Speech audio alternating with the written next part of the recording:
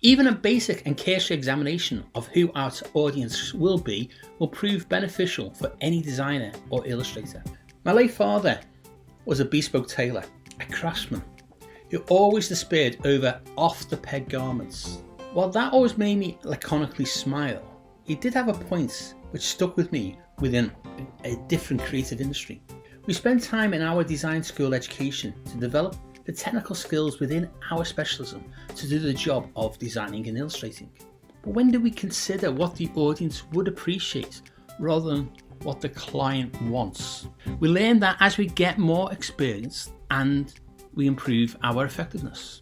Peirce's Semiosis offers us a semiotic structure to enhance our effectiveness within his determination flow: concept, representation, interpretation, meaning.